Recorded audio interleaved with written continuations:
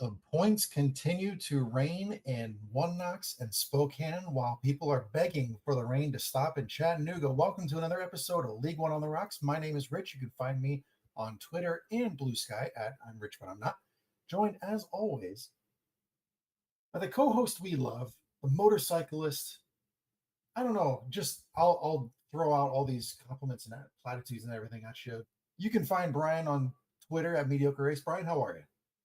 I'm doing good. Weather's turned for the better around here. I'm not walking around on waterlogged grounds, so you know, it's actually really nice up here. So I can't complain too much.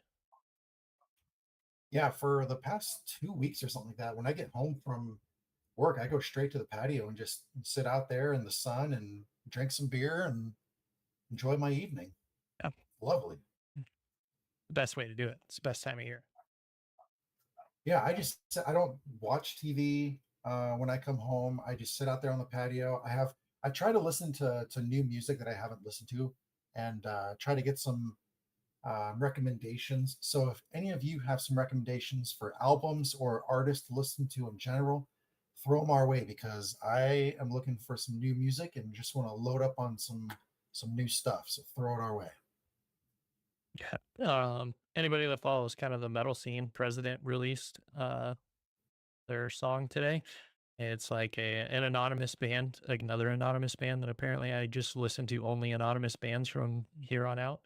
But it's solid. It's a solid track. I like it a lot. Oh, nice.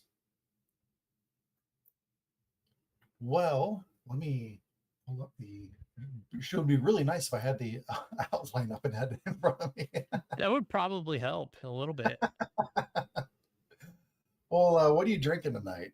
I'll make the easy part. Um, yeah, so tonight I actually went and closed down the bar with a friend yesterday. So I have liquid death, just the lime sparkling water. So um I found out very quickly that closing down a bar on a work night is really tiring the next day. So Yeah, hanging in there sure it though. is. I'm going to go back to Old Faithful with Elijah Craig and can enjoy this. Gotta love it. Like I've said before, I've had some rough recordings in the past drinking this stuff because it's just so good. It's so sweet. It goes down nice and easy. It And smells good. smells good, tastes good. What more can you ask for, really, you know? No kidding. Well, look, there was a lot of stuff to talk about from week 10 getting into week 11 because we're already in the middle of week 11, having a match just yesterday afternoon. So we can jump right in. Earlier today, league headquarters announced that they are awarding a new franchise to North Jersey Pro Soccer based out of Paterson, New Jersey. The men's team will play in League One next season with the women's team to follow soon after that. No specific date or time frame for the women's team, but that's something that we can follow closely because you got to love when both sides are active. They're going to be playing at Hincliffe Stadium, which was built in the 1930s, which once hosted Negro League baseball. So that's pretty dang cool too. I think I saw in the announcement article that they spent like 140 million or something like that to um, finish the stadium or something like that. Oh wow. It was an expensive project. Yeah. I mean, that just shows their level of commitment to the sport and to the teams that are gonna be playing there. So, another team comes into the fold here um this season before some more expected departures again in 27. So the league may be losing some teams here pretty soon, but they're also gaining teams a lot quicker. So it's great to see. I would prefer a team here in the Midwest somewhere again. That would be great, but we'll take them where we can get them, I suppose. Yeah, let me pull up the list of clubs that are going to be joining as of right now for 26 because I think we have quite a few. We have Boise, we have Corpus Christi, Fort Lauderdale, Fort Wayne, Sarasota, and looks like now we have New Jersey. So 6 teams being added next season. yeah, 6 teams, and we added 5 this season. Mhm. We're gonna have 6 next season, Yeah. so we'll be up to 20 as of right now. Yeah. As of right now, I don't remember there being any plans for any team to leave in 26. So I think as long as all the teams that are already here stay, which obviously is what we hope happens. Yeah, going all the way up to 20 teams next season, that makes that 8-team playoff a lot better, a lot more difficult to actually get into the playoffs. So the more Yeah, teams, the better. Again, it's another East Coast team. So the Midwest, especially the West Coast teams, are like, dude, what the hell? Um, but like I said, I'll take them where we can get them. 20 teams, that's a proper league. You could split it into East and West divisions at that point, or North and South. More likely North and South. But more likely North and South. Going from a 57% chance of making the playoffs to a 40% chance of making the playoffs if you go from 8 out of 14 to 8 out of 20. Yeah, I like that a whole lot more. Mhm. Every match means that much more and should make the competitive structure that much more fun to watch. Yeah, and hopefully we'll see some more matches too. That would be great. Yeah. Well, speaking of matches, we had 6 matches in week 10. We had 1 on Friday, 5 on Saturday. Starting off with Friday night, we had the draw in Knoxville between One Knox and Madison, ending 1-1. Um, Good crowd on hand for that one, at least.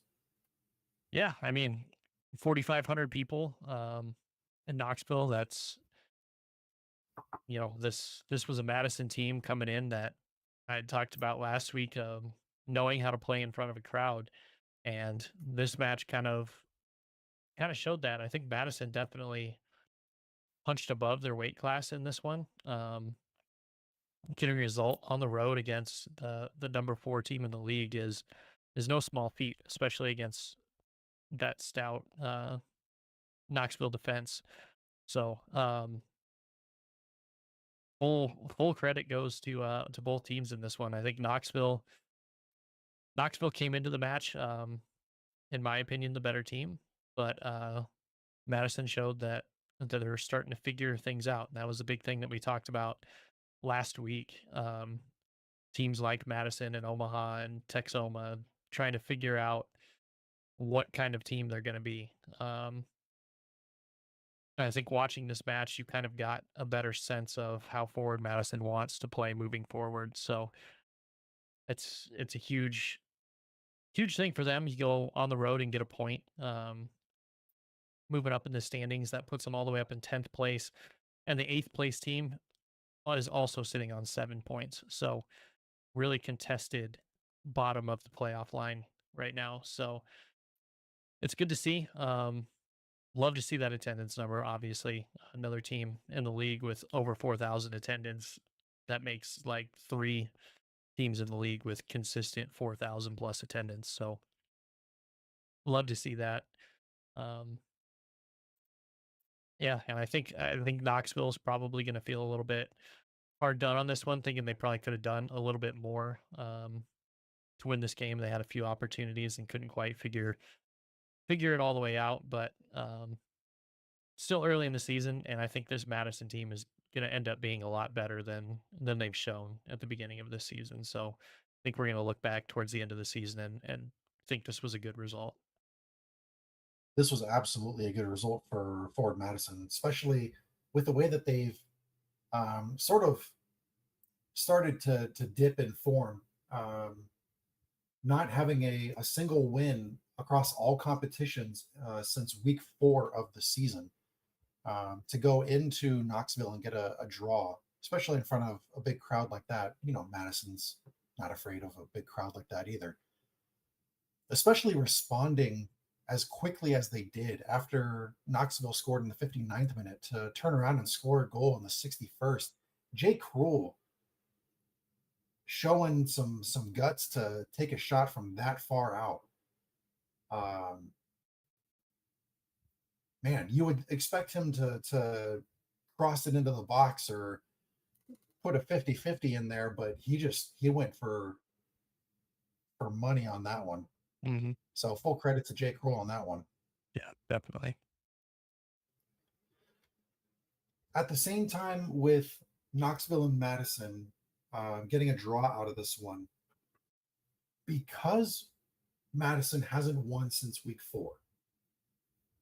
We haven't seen a whole lot of goal production from them either. In their most recent 6 matches, they've scored 4 goals, um, letting in oof, 10 goals along the way.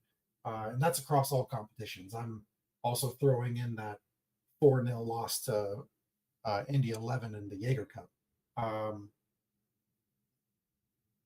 what do you think is missing from Forward Madison? Um, it's it feels kind of hard to tell with this team.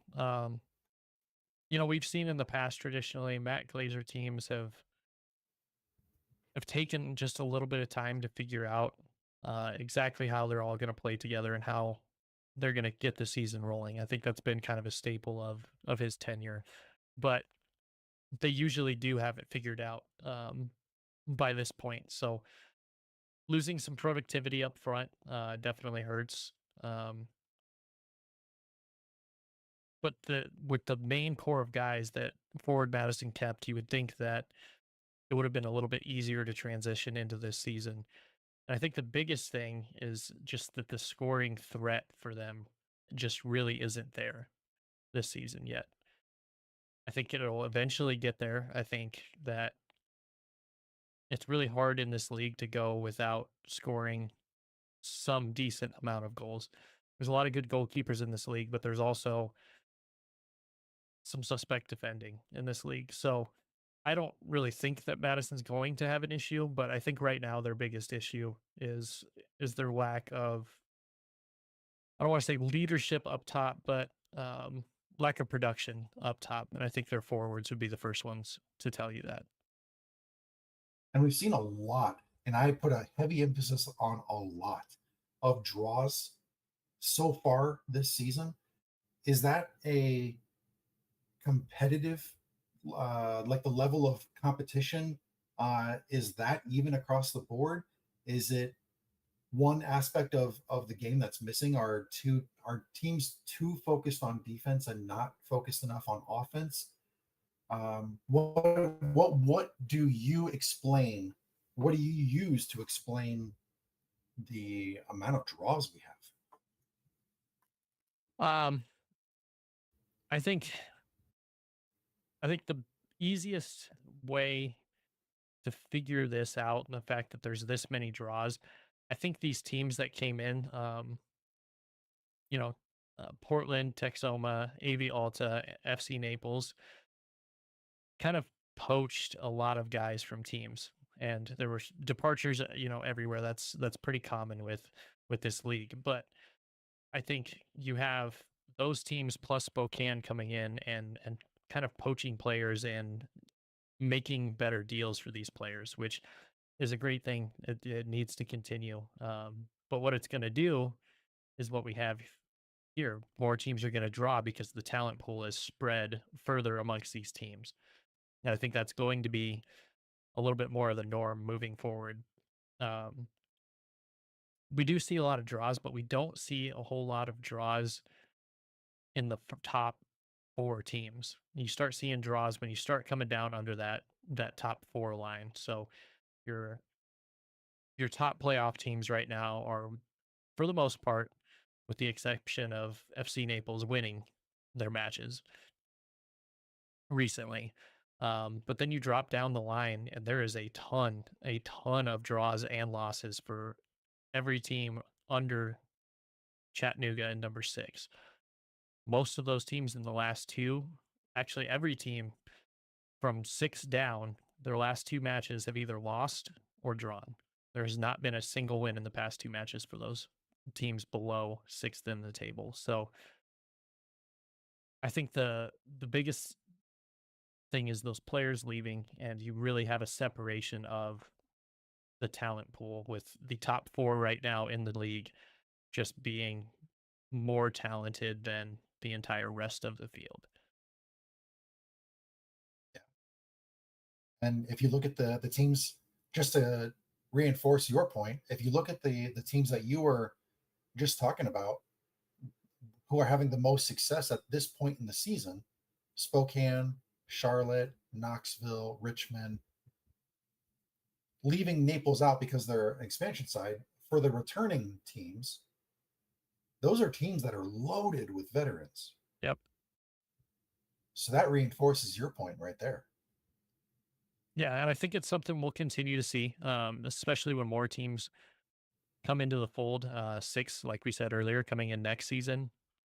I fully expect a lot of these teams to look really different because that's a lot of teams coming in that have to fill roster spots and have the overhead to be able to kind of pick and choose what pieces, what talented pieces from these other teams that they really want.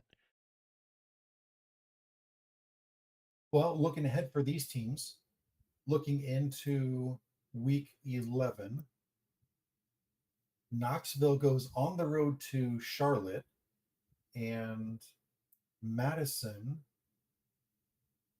goes to Westchester. Both of those are intriguing matchups in and of themselves. Hmm. So we'll have fun talking about those down in the preview section for week 11. But moving on to one of the teams that we just mentioned, Westchester actually hosted. Oh, this is weird. Okay, so you got One Knox and Madison, and then we're just about to talk about Westchester and Charlotte, but those two play the opposite of each other this coming week. So that's cool. I didn't realize that until just now. But Westchester on Saturday hosted Charlotte. A little over 1,700 fans in attendance, but this one was a wild one. Yeah. Match finishes 3-2 in favor of Charlotte Independence. And I think in this one we really kind of saw um,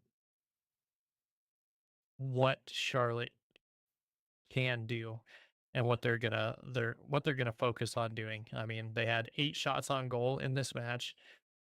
Compare that to Westchester's 4 and 18 shot attempts overall for Charlotte to Westchester's 6.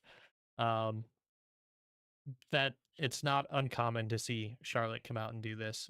Possession pretty much split 50-50 in this, and it forced Westchester to make 5 saves in this match. I think Charlotte is the most wildly one of the most wildly inconsistent teams we've ever covered, and it is very difficult for anybody to predict what they're going to do. And obviously, our player of the week, um, Maru gets the hat trick, so that's the first hat trick this season.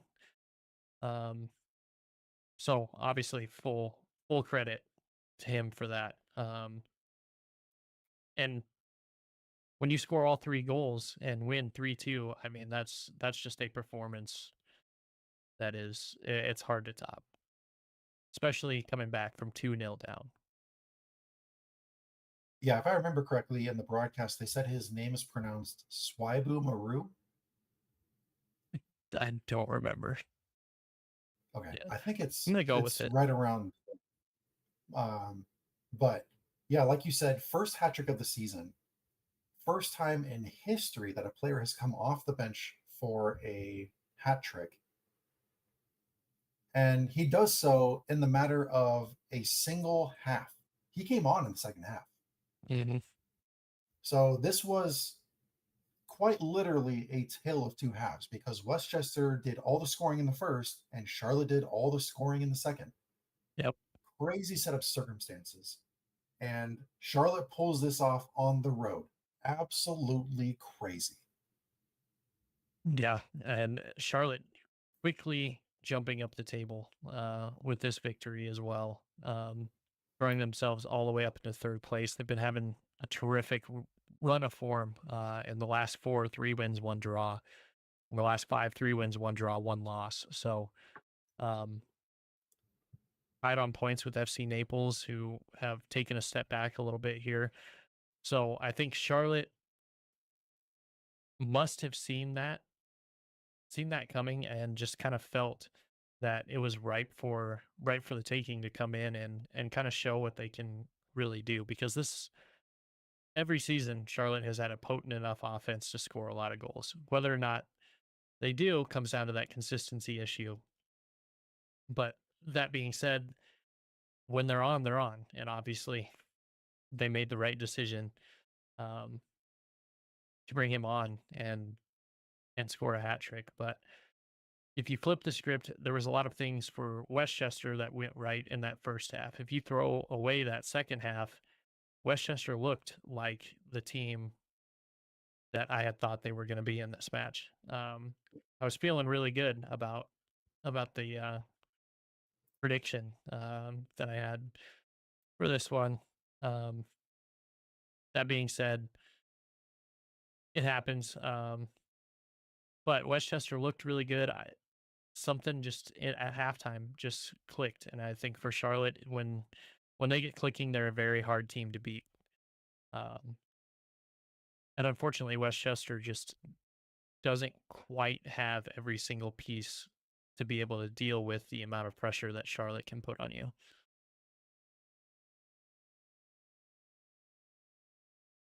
Yeah, Charlotte has now picked up 6 points on the road from a losing position.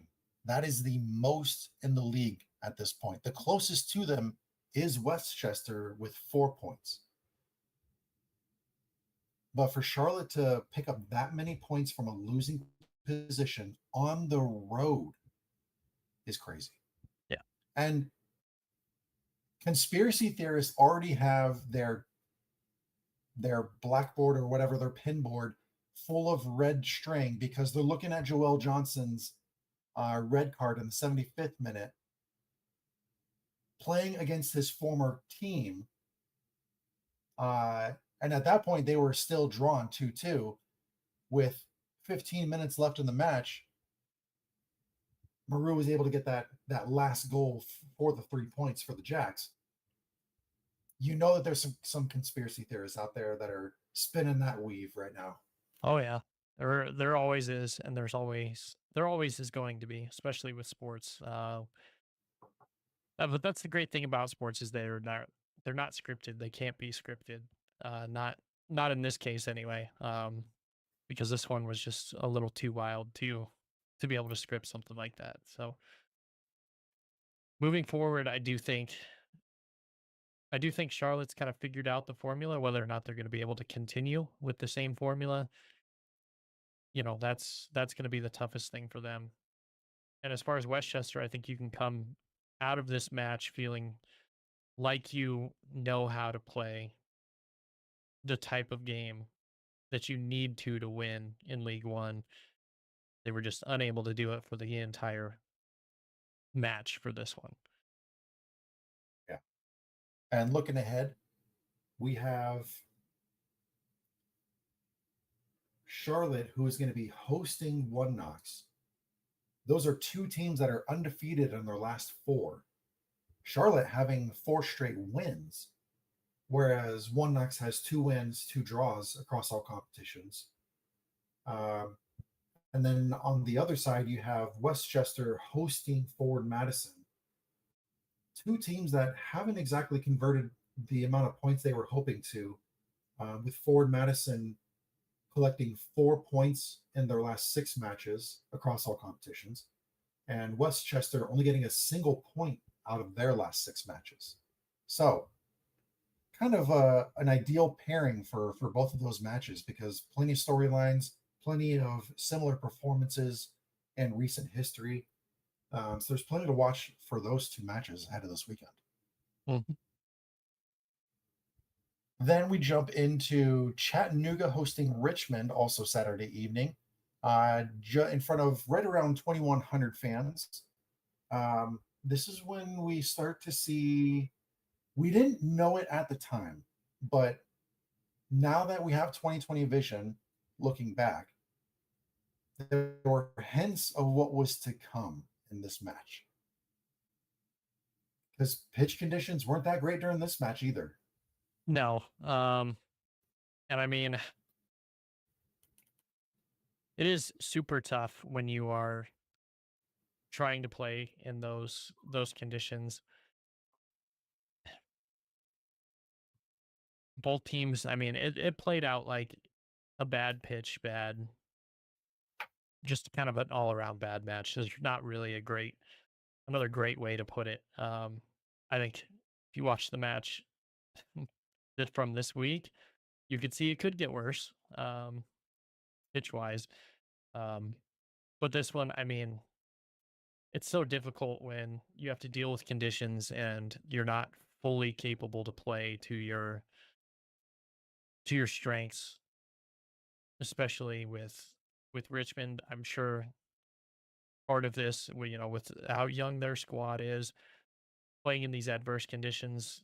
I think this is probably more of a learning moment for them. I think they'll take that as just a little bit of seasoning on some of their players. Um, but overall, unfortunately for fans of both of these teams, to me, this was a pretty forgettable match. Totally agree. I There's not much to take away from this one.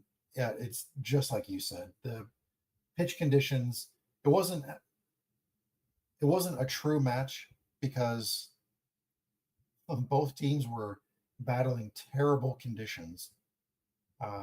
And so we didn't get to see the glimpse of what we were hoping to from both of these teams facing off against each other. These two have had some crazy matches in the past, and it's completely understandable to feel like you were robbed of that by watching this broadcast or being there in person. And it's perfectly natural to feel like you were robbed yesterday watching Chattanooga host Naples.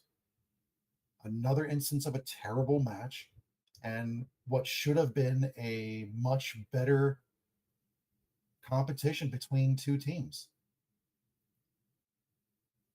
And I could go on a whole rant about Chattanooga's pitch, but I'm not going to. Yeah, it's not great. I mean, there's not really anything else you can say. It's just it's unfortunate that this is twice in a row that those conditions weren't monitored more closely. Um, Obviously, the conditions were horrible for the match against Richmond. They were horrible in yesterday's match to the point where the ball was stopping on the pitch completely. As a professional league, you really can't let that happen. Um, it's a bad look, and it it takes the progress that this league has made and it stunts it. There's not really any way around it, and it's just unacceptable in my opinion. But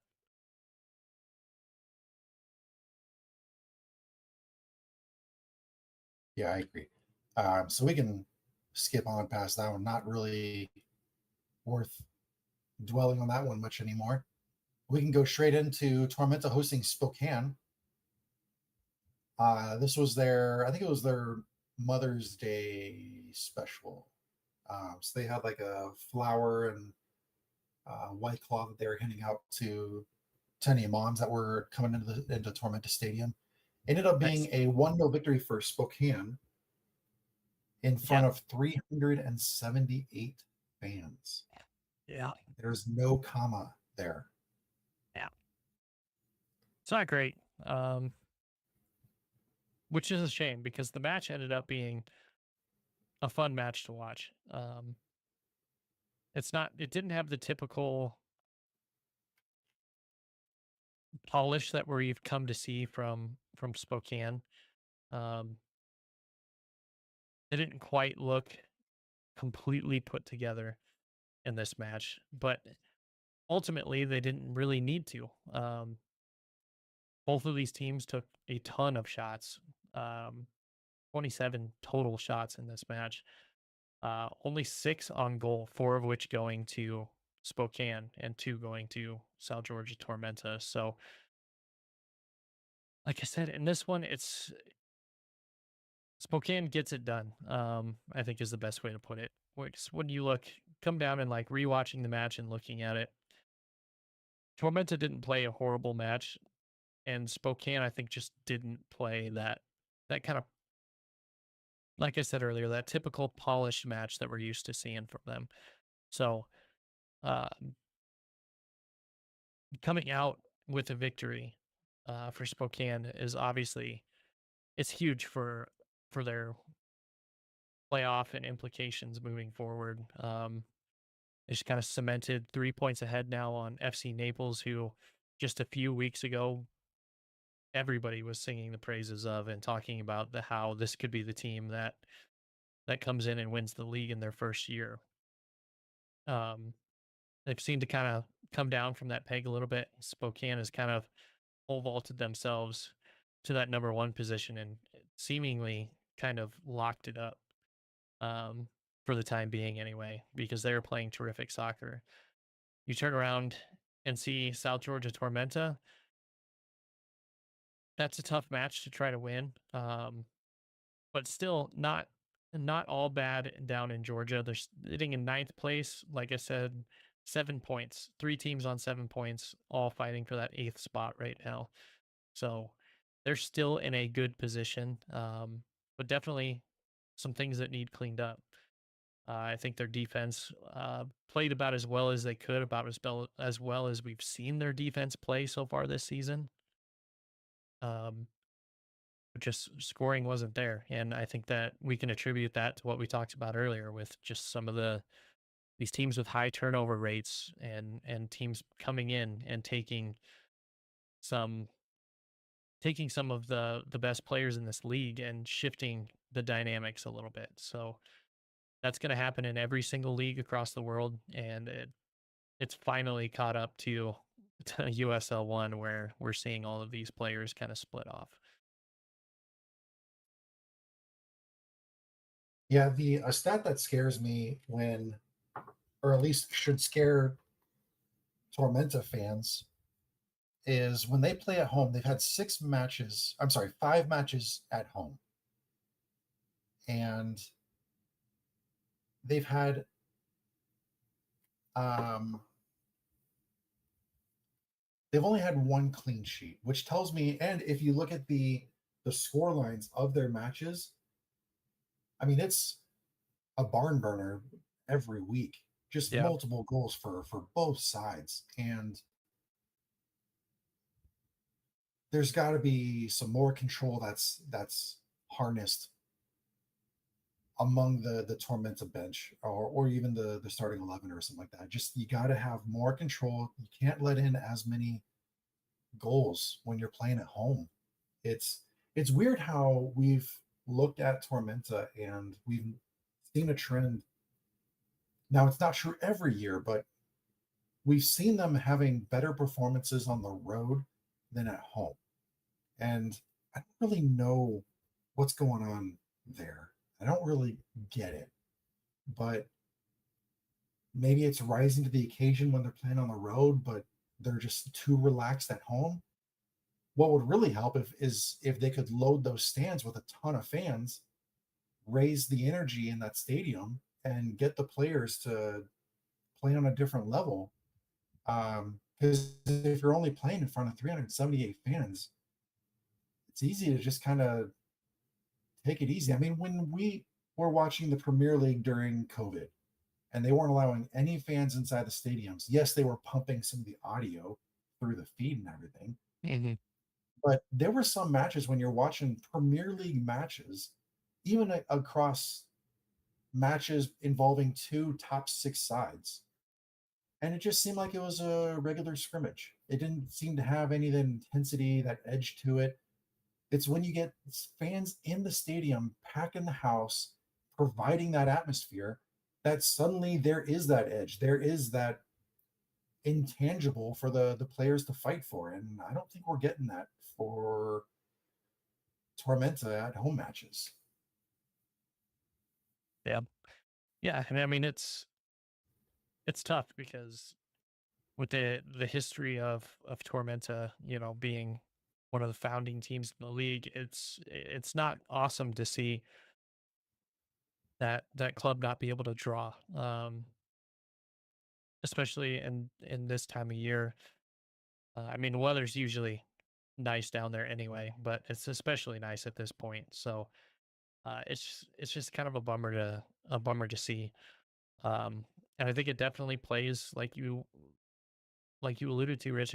It plays a huge part in the atmosphere, and I'm sure the players feed off of energy, and it's hard to feed off of a crowd of 300 when you just a couple of seasons ago were getting 2,000 people out there. I mean, it's got to be tough for those players, and that might be part of the reason that they've kind of been on this little bit of a slide that they've been on. But either way, definitely definitely not a team to hang your head to lose to in Spokane. But at the same time, you really do have to do better if you're Tormenta, because this was a big opportunity that kind of passed them by, Yeah, especially in keeping it so close against a really talented offense. yeah. And it was Mother's Day weekend. Happy belated Mother's Day to all the moms out there watching and listening. Um, I know my mom tunes in to shows. I think you met her for the first time on Saturday, Yeah, didn't you? I did. Yes, they came in and sat behind us at the match a little bit. Yeah. So finally got to meet them. Um, there was a little bit of yelling on my part, so they heard. I'm sure they've heard stories about it, but now they've seen it firsthand. So um, yeah, it was really awesome to meet them, though. Yeah. But tying that back to the Tormenta match here, I'm just spitballing an idea, and tell me if you think this is like you can feel free to tell me if this is a stupid idea. Tormenta plays in Statesboro, Hmm. home of Georgia Southern. They are a college town. So for Mother's Day weekend, I think this was graduation weekend as well.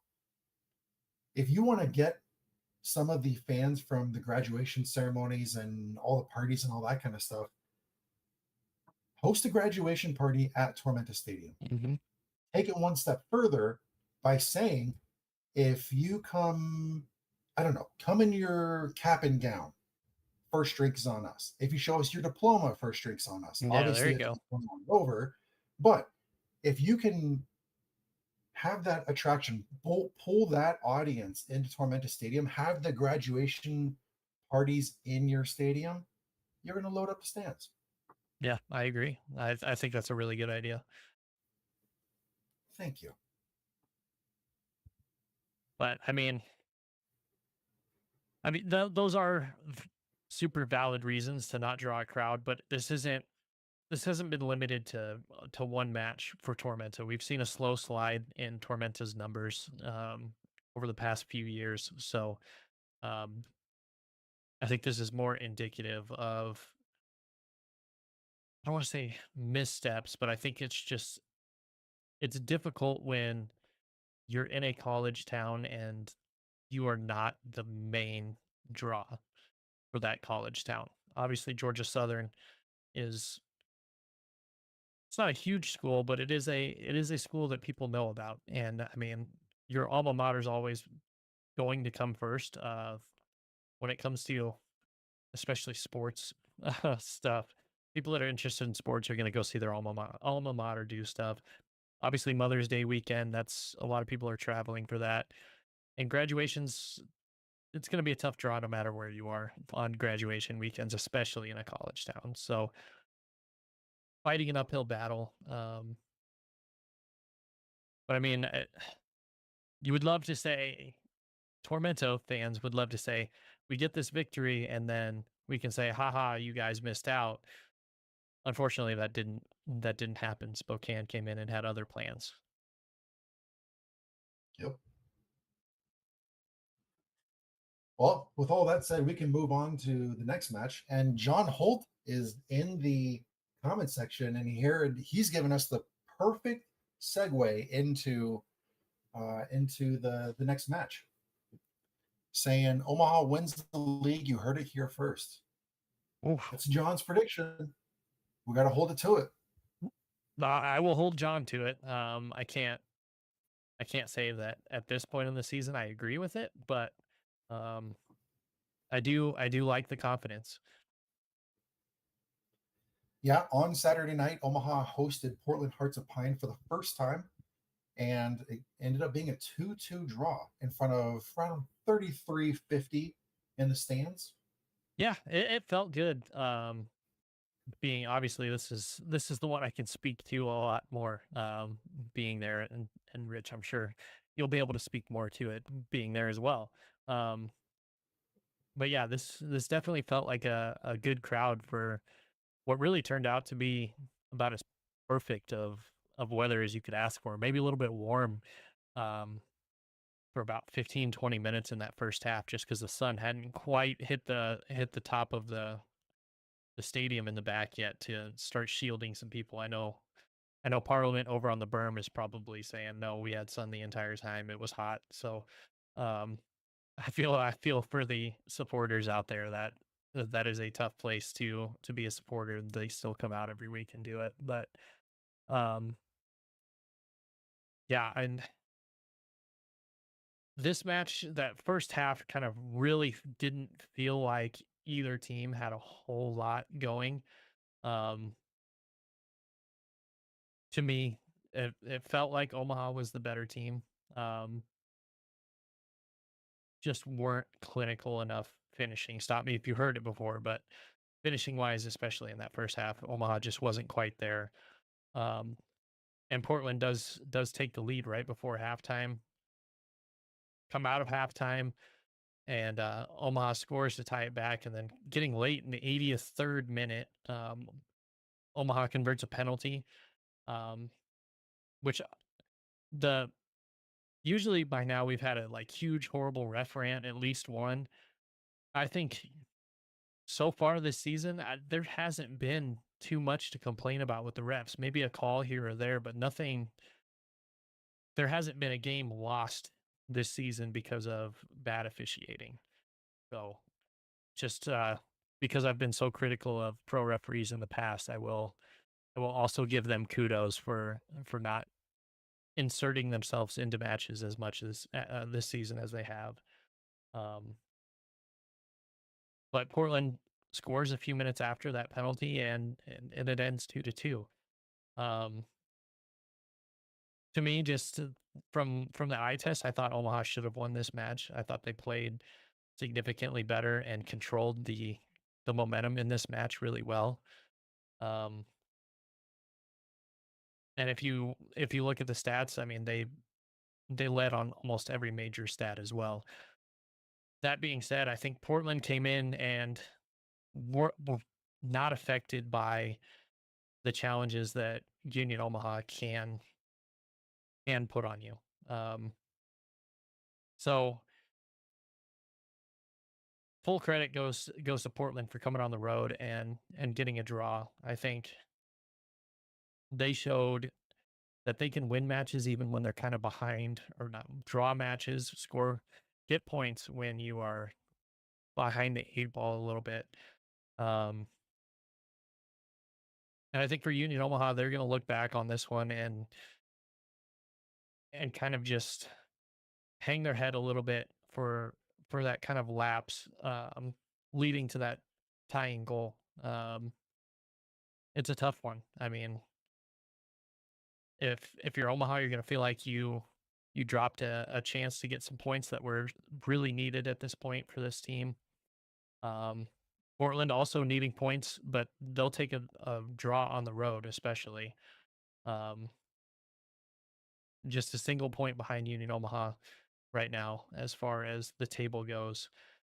Sitting in 13th place, Omaha sitting in 11th place. So it's still a pretty super tight table with minus Texoma at the bottom. which we'll get to in the next one.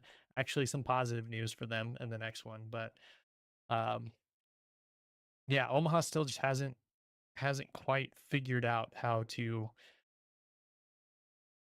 complete a full match yet.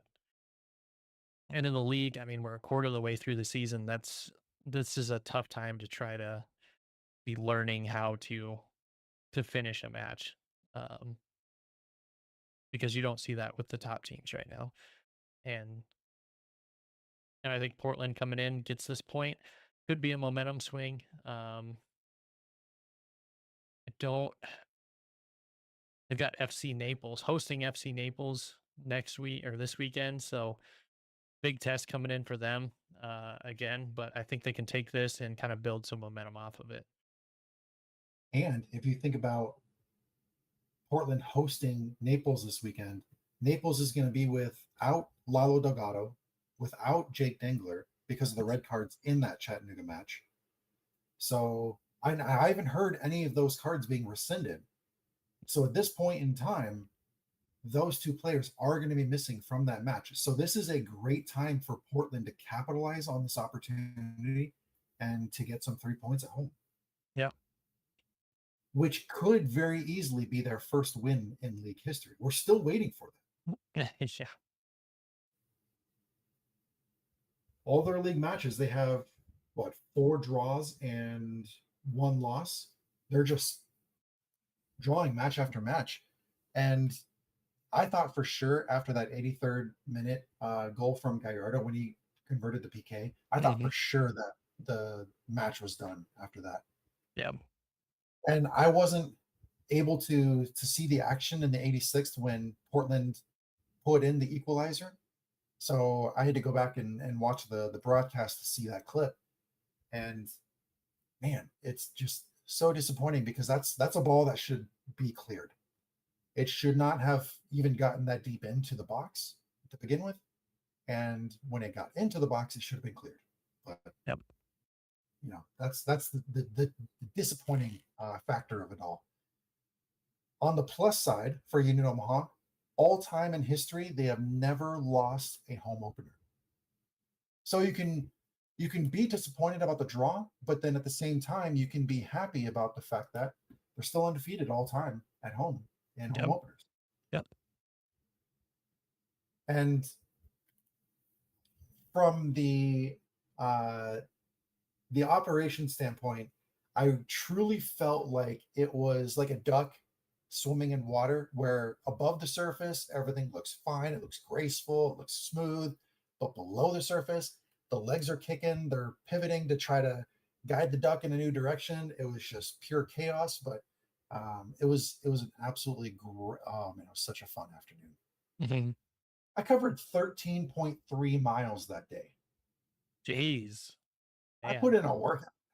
I didn't even come close to that. But And it I'm was ex- great. I actually got to meet John Holt, our listener here in the live chat. You got to meet him too, didn't you? I don't know. I don't. Oh, okay. I Nope. thought you. I Nope. thought you did. Yeah. I first crossed paths with him in the parking lot, and then again at the tailgate because that's where I was going to be at my parents to give them their tickets and all that kind of stuff. And then I saw him real briefly in the concourse during the match. So I got to see him Nice. 3 times that evening. It was cool. Very nice. Yeah. Hopefully he can make it out to more matches this season. Hmm. Yeah. Omaha fans got to wait a month for another home match, but yeah. Sure. And I'm not going to lie, that is going to be an amazing evening. And that's not just because I'm biased, but let me rattle off everything that's going on with that one. We got $3 burn tickets. We got $3 concessions, hot dogs, sodas, nachos, sundaes, bush lights, all $3. We have a celebrity who's going to be at the match. We have a special event happening after the full-time whistle.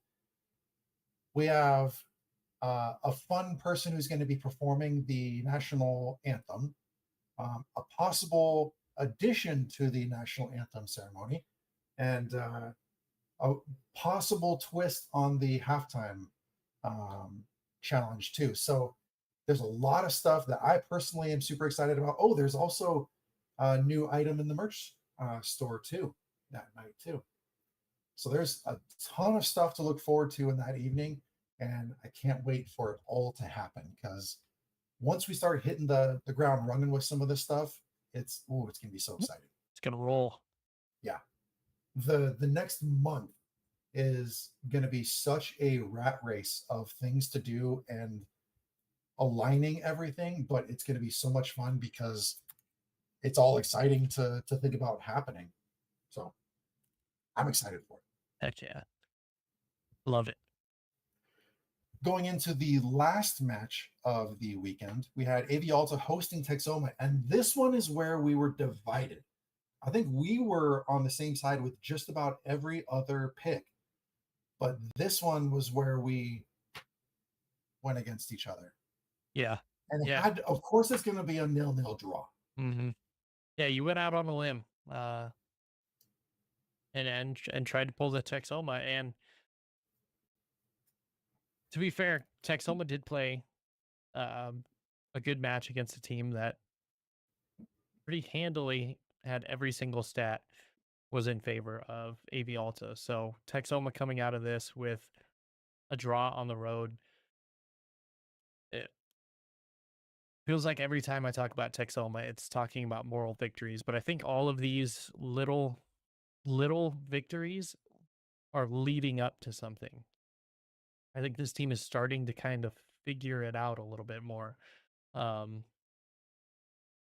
and watching, this match and seeing Texoma be able to come in and particularly their defending playing really well in this one and being able to frustrate AV Alta to the point of a red card in the 90th plus 7 minute. I mean, as the underdog coming in, what more do you really want to do?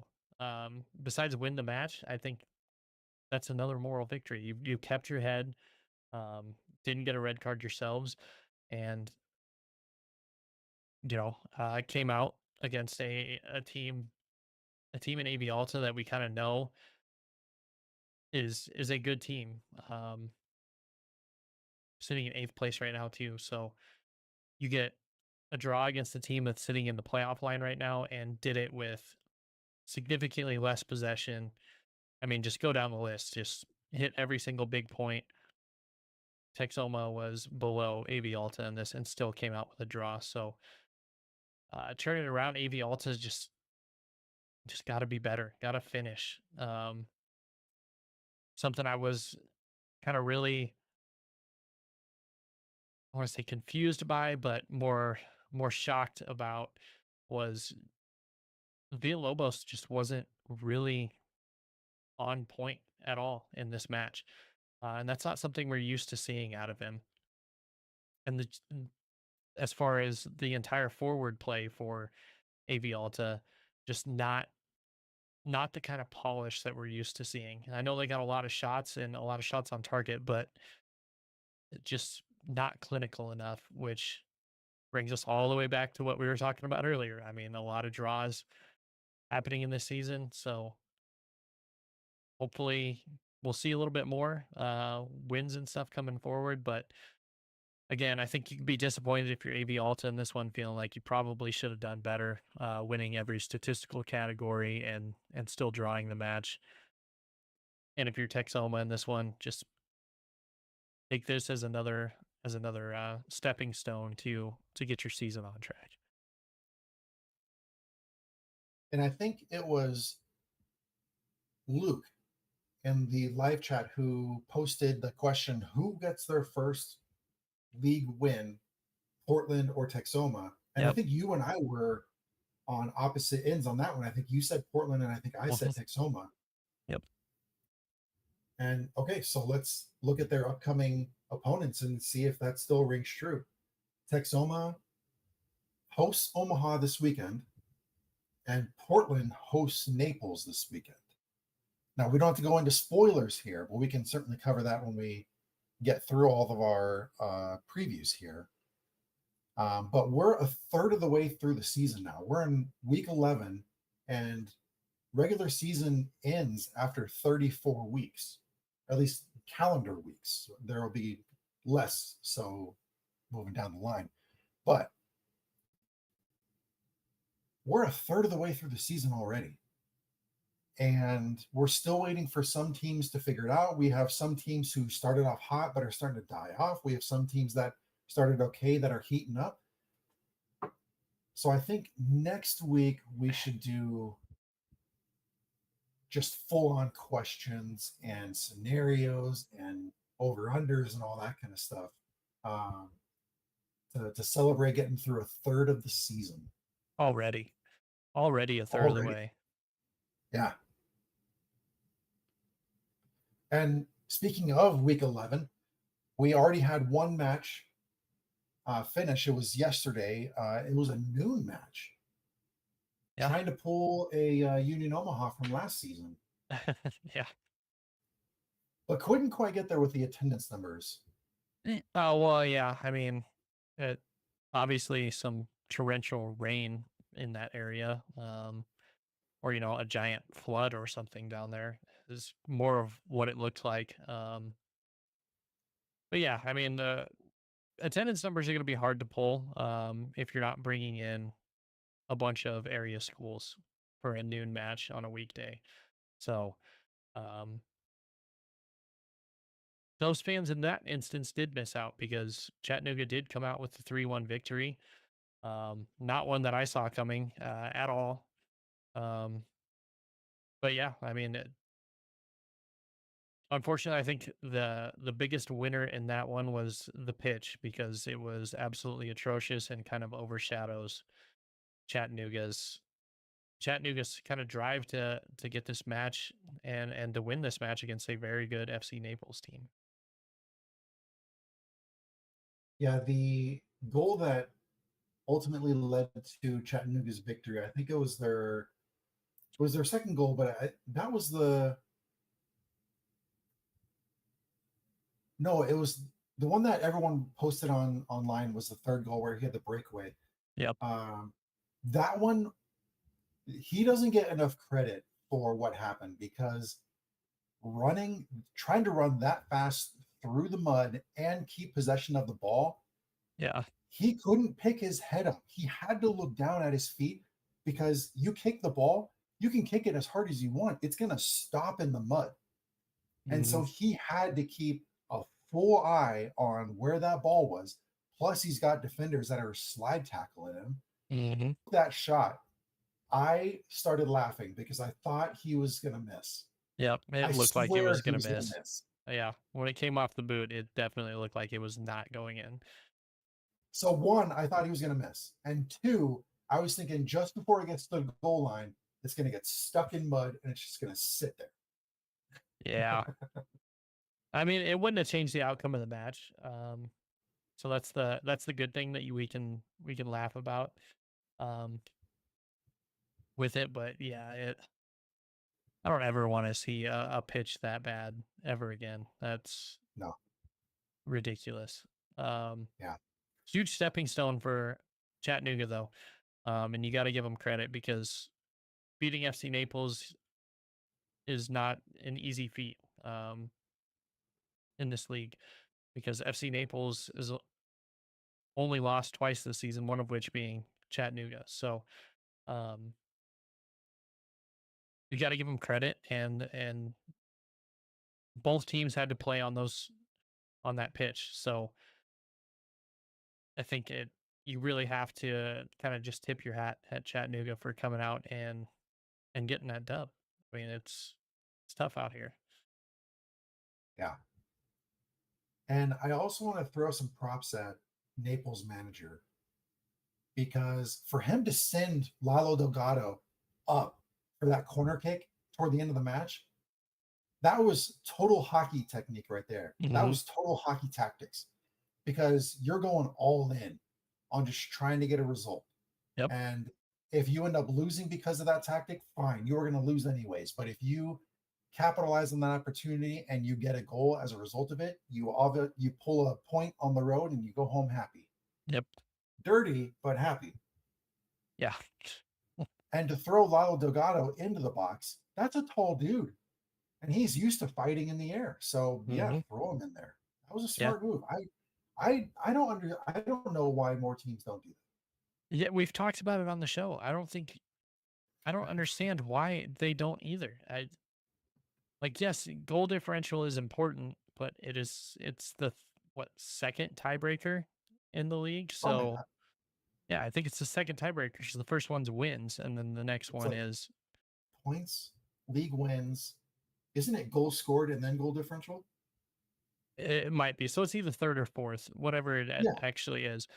y- You don't really need it. Like, in honestly, if you drop one position in the table, the only time it's really going to matter is if you drop from eighth to ninth. And yeah, I mean, I would say I don't know that FC Naples is going to be down that low, but who knows? They're these last two matches they haven't looked like the same team. So um, yeah, I'm all for it. You know, if you're trying to get a result on especially on the road and especially in those conditions, if you could have salvaged a point, you have to do everything you can. So yeah, I commend them for doing it too.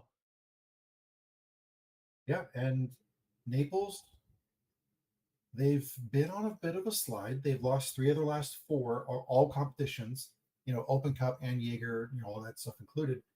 Um, but now they go on the road to Portland. Could be a tough match for them in that one. Yeah, missing a couple players, so Yeah. got to But keep your before we head. get to that match, we could go to tomorrow night's match, which is, this is a good one. Okay. Charlotte Independence versus One Knox. And we kind of talked about this earlier in the episode because both of these teams are undefeated in their last four. Mm-hmm. As we said earlier, Charlotte has 4 wins across their last four matches, whereas One Knox has 2 wins, 2 draws in their last four matches across all competitions. So for Charlotte to host One Knox here, um, you have One Knox who typically scores first, but at the same time, you have Charlotte who has come back in 2 consecutive matches, having traveled to Texoma, coming from behind to win that one, traveling to Westchester uh, to win that one from behind. So this could be another instance where Charlotte plays from behind and finds a result. What are your thoughts? Yeah, I mean, I completely agree with that. I think Charlotte is one of those teams that plays better and can kind of play freer when they're chasing, and it's a really weird thing to say, and it's really not a great place to be. I'm sure the Charlotte fans would rather not be chasing matches, but it's worked out for them, especially in the past two. Um, I think in this one, you're really going to see strength on strength. I mean, you're going to see Charlotte's ability to score going up against Knoxville's defense. And when that happens, more often than not, Knoxville's defense comes out on top. But that being said, Charlotte is a team that can break down defenses efficiently just based on the way that they play. The amount of passes that they do, the amount of kind of pulling that defenders towards them and holding on to possession, I think really can get teams like Knoxville in trouble. That being said, I don't necessarily know that Knoxville is undisciplined enough to kind of chase Charlotte like how they're used to doing with teams.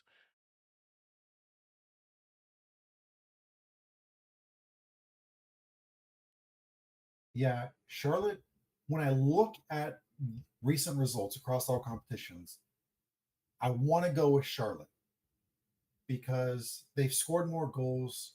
They've been able to pull out 4 straight wins. But if you look at the defenses that they've played, they hosted Tormenta, beat them 3-2. That was a back and forth match. They beat North Carolina on the road in the Jägermeister Cup. That one was a tough battle. Yeah, it always is in the Dogwood Derby. Mhm. They went on the road to Texoma. That was back and forth, but they ended up winning it. And they went to Westchester, beat them 3-2.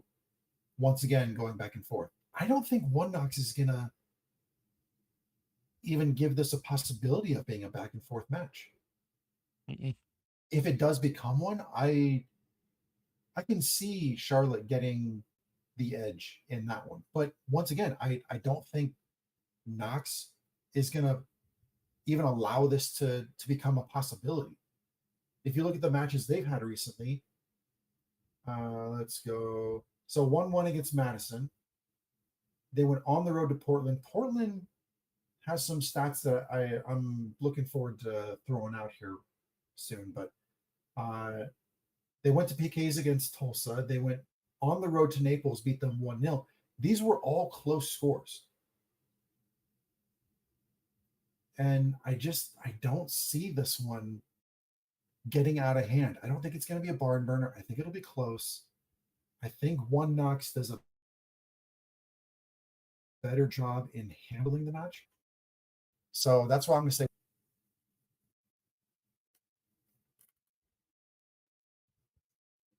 Ooh, we got Russ in the live chat saying Charlotte for the win. Ooh, Russ taking Charlotte. Ooh, Russ, throw your score prediction in there too. Yeah. Um. So yeah, I think Charlotte is a very dangerous team for teams that don't have a defense like One Knox. Um. And defense wins championships, man. So it's it's hard to bet against Knoxville for me. Um. I do think Knoxville comes out of this one. Um. And I think it is going to be close, but I don't see Charlotte getting on the board. I think Knoxville gets this done 1-0. I think if you're One Knox, the player to guard for Charlotte,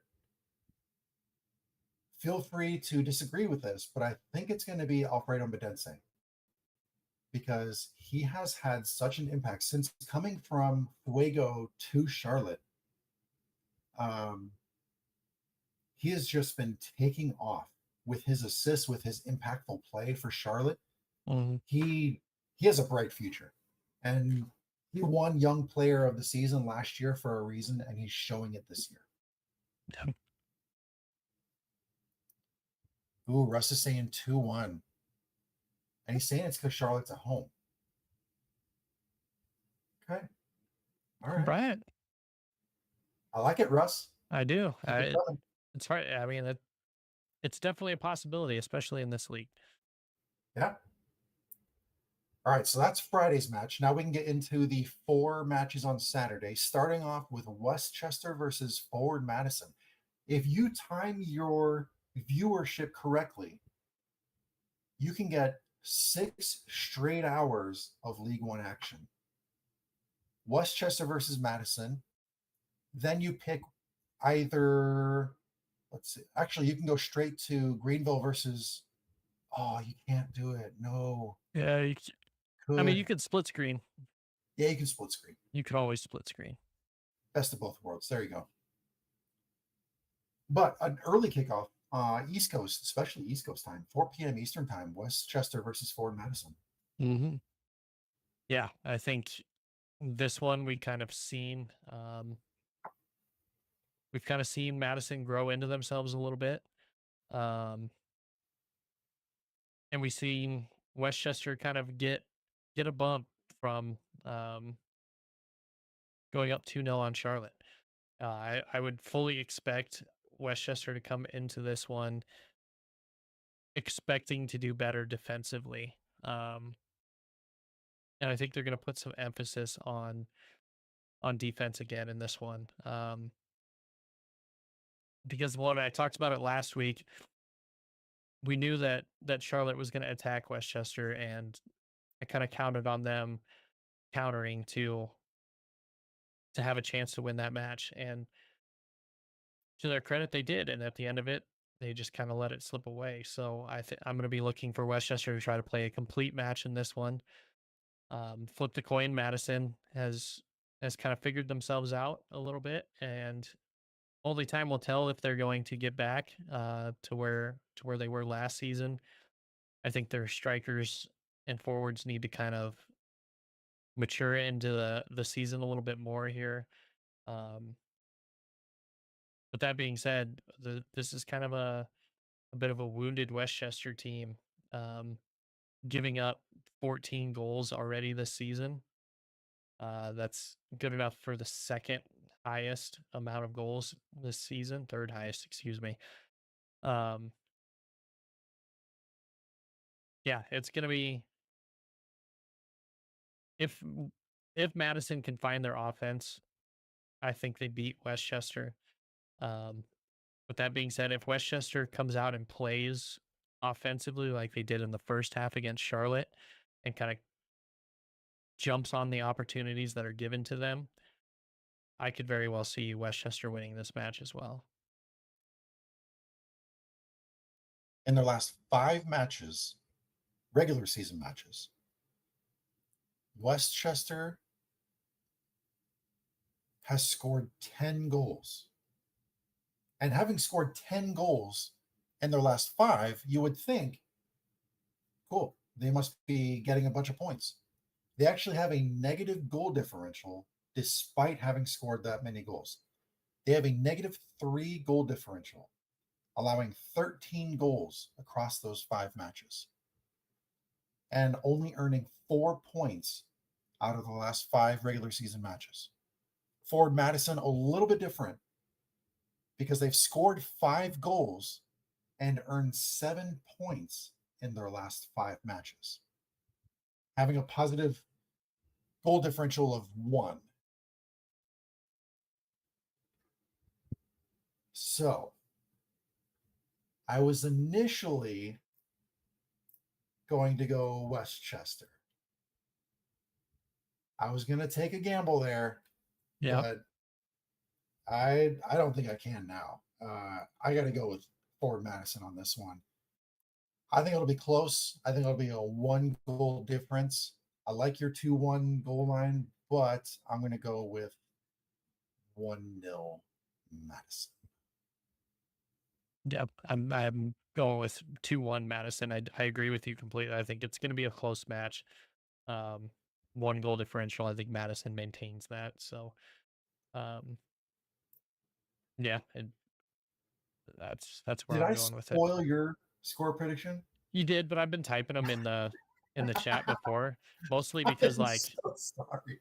mostly because I also like have their other stuff pulled up, like the previous matches and stuff, and I make that when I'm talking my way through it. So I'll type it so I don't forget what it was. I am so sorry. I shouldn't have done that. I thought you'd already said it. My bad. No, I'm not worried about it. I was gonna make a joke that people can't see like the outline where stuff gets added, or like we haven't done this in a while because I think like the first season we like type messages in the chat to each or in the outline to each other. Yeah. I think now we kind of know when to jump in and when to do other stuff. But yeah, if people could see like how the outline ends up looking towards the end of it, sometimes it gets messy, but we can also see what I each love other are how, typing too. So yeah. I love how Russ has such faith in the home team. He's saying he thinks it's a toss up. It's either a draw or a 1-0 victory for Westchester since they are at home. He's going for the home teams. got to draw the crowd. You draw the crowd, it's a huge advantage. That doesn't bode well in a couple matches when we start talking about Union Omaha at Texoma. So, Russ, you better be prepared, man. I'm looking forward to that score prediction from you. Yeah, yeah. I think I know what it's gonna be, but Well, the next match, another exciting one, we have Portland Hearts of Pine hosting FC Naples. Um,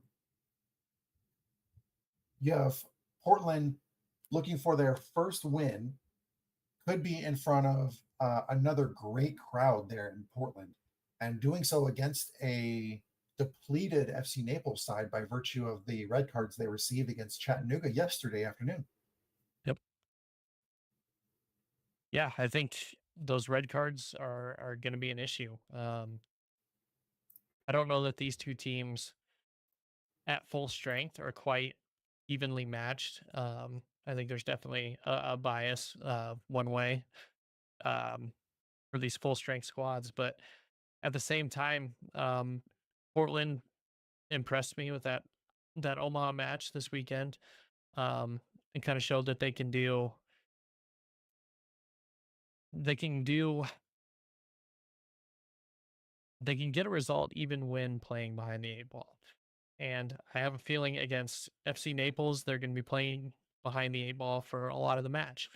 Um, but that being said, they've kind of seen that they can do it. They're tested now, and I do have confidence in Portland. I've had confidence in Portland all season. Now they just haven't been able to completely put it together like I had envisioned them doing. Um, but this is a big potential match to be able to do that. And looking at Naples' schedule here, when they go on the road, they score first every time.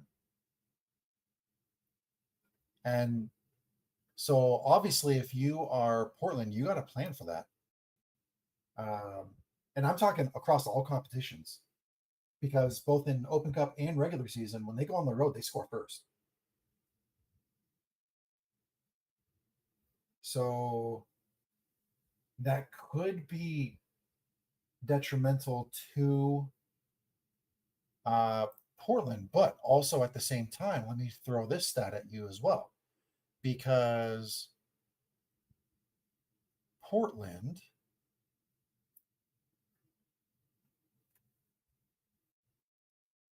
having played 5 matches,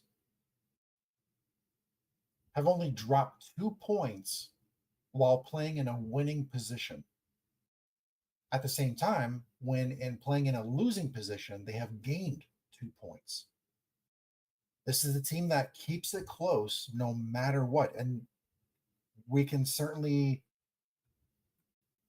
support that claim with their current record of 0 wins, 4 draws, and a single loss. Across 5 matches, they only have 4 goals scored. They've conceded 5 with a -1 goal differential. But along the way, they've earned 2 clean sheets. So this is a team that could potentially pose some danger for Naples. I think it also depends on how Naples recovers from yesterday's match in an emotional sense, because I can tell you that tensions are probably still high from everything that happened through the match as well as after the final whistle, because it was that little bit of a late skirmish Hmm. there in Chattanooga. So for Naples, the key to their success in this match against Portland, just get over Chattanooga, put it behind you, move on. You have another match ahead of you. You still have points that you can win on the road. For Portland, give them all you got, because they're coming in with 2 less starters, and probably, when you get super riled up and you get really tense and all that kind of stuff, it drains your energy. And especially when it's on a frustrating matter like this, where it's going to sit there and dwell in your brain and you're going to be thinking about it nonstop. So, all the time that they're in their hotel room, that they're traveling, all that kind of stuff, they're thinking about that. They're still dwelling on everything that happened. It's draining their energy. So, if you're Portland, start fast. Give them all you got in the first 15 minutes. Try to get as far ahead as you can, and then just do as the best you can to park the bus and ride it out the best you can. Try to get out of there with a win in front of your fans and make it a great night for everybody. Hmm. Yeah, that is well said. That being said, I'm actually going to take Portland Hearts of Pine in this one. I think losing two starters and playing midweek is going to hurt FC Naples. So I've picked Portland before to win, and they didn't. But um, here we are. I'm going to go ahead and call it right now. I like Portland in this one, and I don't think it's going to be particularly close. So I like Portland 2-0 in this one. Did I convince you on that one, or did you already have that one in your head? I had it in my head that Portland was going to win, but my score line was going to be different. All right. It was going to be closer, but Um, uh, so they're missing Lalo Delgado. They're missing Jake Dengler. So, I mean, starting goalkeeper, starting center back. yeah, two key pieces to that defense. They still have Hinderlong. Oh man, I'm gonna. This is a tough one. Um,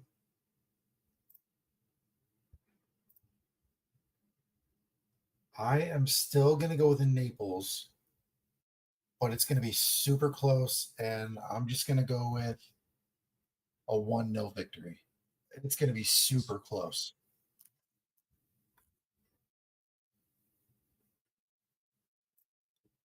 I All like right, it. next up, Greenville versus AV Alta. These are two teams that need a win and need a win desperately. You Hmm. have Greenville, who hasn't won a match since week 5. You have AV Alta, who hasn't won a single league game on the road. And it's also an AV Alta side who has been slipping as of late.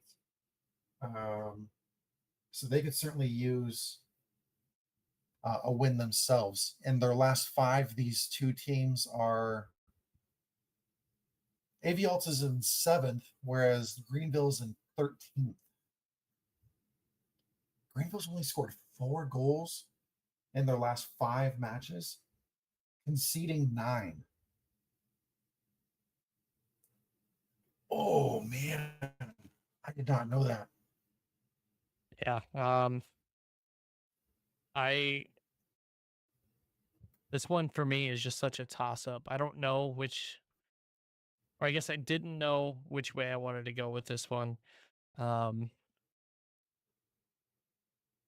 I think it's about as a toss up of a match as you can get. I think both of these teams are similar.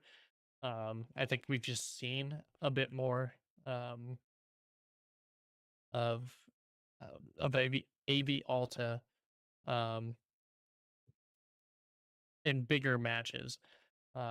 Greenville obviously have played 7 already. AV Alta sitting on 6 matches played, but um, this one is so tough. I think both of these teams are going to have a similar game plan. I think both of them are going to.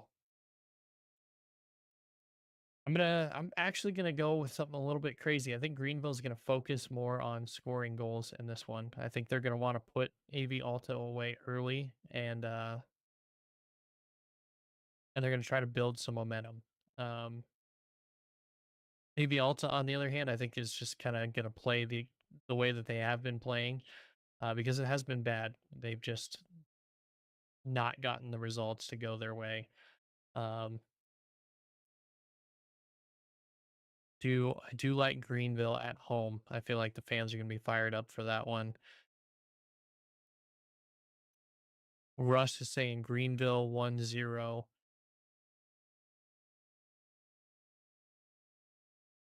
It's tough. I do think Greenville gets it done at home.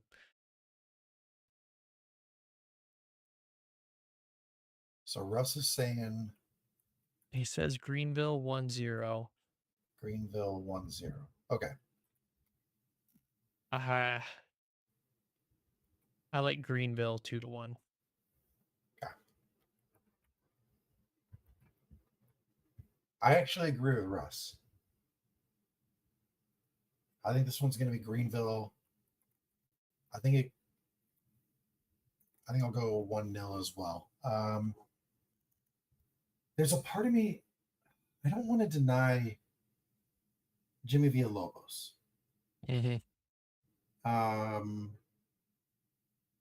Not his best but match in the last match, though. yeah, not his best match. And at the same time, I feel like this is also an opportunity for Greenville to put some goals up on the scoreboard. I feel like this is an opportunity for them to really come back with a resurgent performance. They had a bye week in week 10. They had that barn burner at Richmond just the week prior, so they're coming in healthy. They don't have anybody like any availability issues as far as I know with like cards and all that kind of stuff. Hmm. Coming in full strength. AV Alta's coming off a double match week with Open Cup and regular season last week. So they may have a little bit of a case of tired legs. I like Greenville 1-0. At the same time, I can also see a case where Greenville just opens up the floodgates and they just pour it on AV. Yep. I don't know, but I agree with Russ in this one. I'll go 1-0. All right, the match that I cannot predict, but Russ has already thrown his score prediction in here. He's saying Union Omaha 1 or 2-0. If I can type. Um, all right, Brian, let's hear your thoughts on this one. Both of these teams need an identity and quickly. Um, this is not a place that you really want to see Union Omaha or Texoma in. Both teams kind of struggling to figure out their identity. I think both teams are taking steps in that direction. Um, and I haven't. It's really been no secret. I haven't been super high on Texoma all season long. I think they're taking the right strides, and if we on the show would pick draws, I think this would be the easiest draw pick I've ever had in my entire life. Um, but because we don't pick draws, I've got to look at the lineups and who I see making a difference. And in this one, I think Omaha is more talented top to bottom than Texoma is. So even going to Texoma, I like Omaha to win this one, and I think it's going to be a get right game for Omaha, and I think they put three past them and win 3-0. And I like your thinking.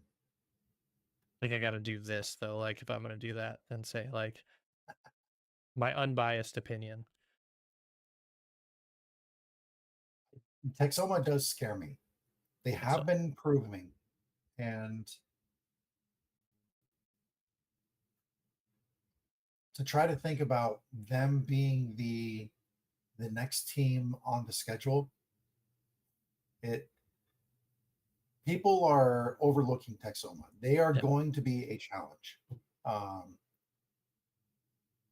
and having looked at our predictions now, we have to wait another week for. Oh wait, no, you're sticking to your prediction because the Portland Texoma. You're saying Portland's going to win, and you think yep, Texoma's going to lose. yep.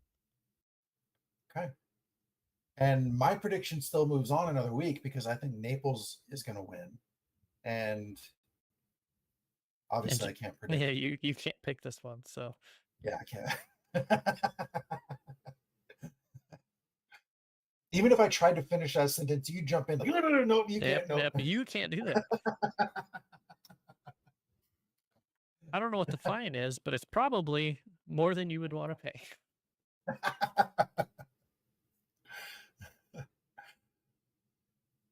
So yeah, I'm glad that you're sticking to your original prediction there. That's cool. I'm still high on Portland in this. I think if we were flipping the teams, I mean, we've already seen Portland and Omaha play. So if you take that out of the equation, you flip the teams that these guys are playing. I'd probably I did pick. Did I pick? I don't remember. Did I pick Omaha or Portland last week? I think I picked Omaha. You picked Um, Omaha. yeah, with hindsight 2020, I probably would have picked Portland.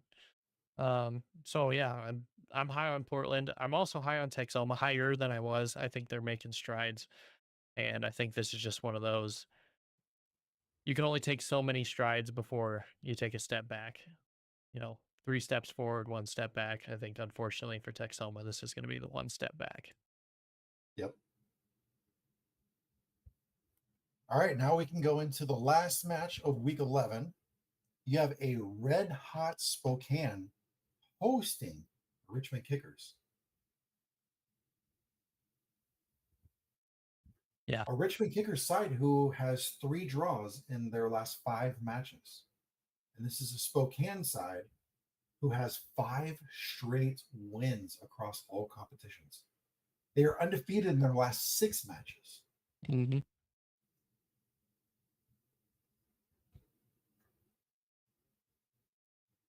Outscoring their opponents 12-4 in those matches. That is crazy. And that's including the Jägermeister Cup, where they faced USL Championship competition. Mm-hmm. Yeah, this for me is the game of the weekend. I'm really looking forward to seeing this. I think these two teams, you're gonna see a you're gonna see a battle between these two. I think Richmond's gonna get up for this one, especially being in Spokane. Um, a red hot Spokane team.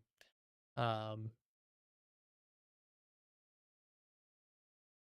and I think the thing to watch in this one, I think a lot of the younger guys from Richmond are going to take big strides in this match. I think they're going to be possibly a little bit overlooked by Spokane just because of by virtue of the run that Spokane's been on. They might take this a little bit lighter than they usually would. They shouldn't because this is a very good Richmond team. But I can see it happening. I mean, it's one of those times where you can only win so many matches um, in a row before it catches up with you. Um, and I think of any team in the league, Richmond is one of those teams with the young legs that they have can pounce on that. Maybe pounce on that. Or say tired legs because they're probably not tired, but maybe just taking it a little bit easier just by virtue of kind of burnout from winning this many matches. So I have a feeling this is not going to be a low scoring match.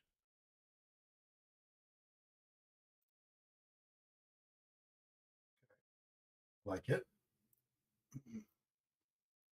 So, as I mentioned in the intro to this match, Spokane is a team that scores a lot of goals and they are not conceding many at the same time. They are gelling, they are looking very good. Um, and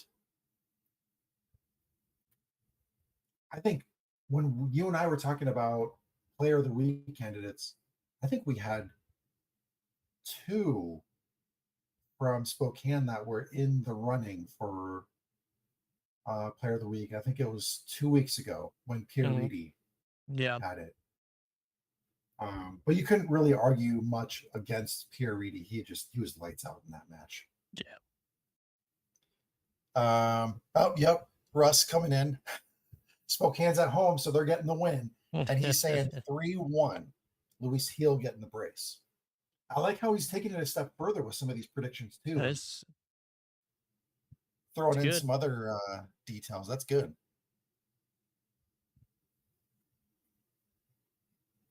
All right, so he's saying Spokane 3-1.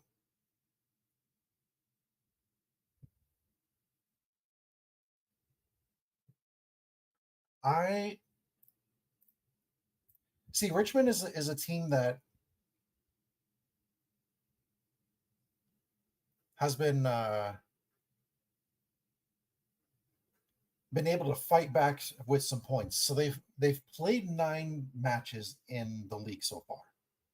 And when playing from a losing position, they've been able to earned back 5 points. But how many of those came on the road? None of them did. Son of a. Yep. I didn't know that stat, but just by virtue of it would be really funny if it wasn't. That's what I thought it was in my head. Oh gosh. Okay. Yeah. I'm I'm gonna usually the guy say that does that, so it's kind of nice that the shoe's on the other foot at this point. oh man. All right. I'm saying Spokane. I'm gonna keep it close. I'm gonna go 3-2. Yeah, I kind of spoke on it earlier. I think Spokane's been on a tear. Um, they're a really good team. Um, Richmond is also a very good team, and I think Spokane's due for a letdown match. So even though they are the home team, I think they lose this match. I think Richmond's younger legs come in and get the job done in Spokane, and I like Richmond 3-2. You like Richmond 3-2. I like All Richmond to right. come into Spokane and win 3-2. Wow. Okay. I like it. Let me check social media real quick just to see if we have any questions out there. Not seeing anything. So if anybody's in the live chat and they want to throw a question at us, go ahead and do so. Yeah, I'm not seeing any questions on social media. Richmond going to Spokane with a win. Okay.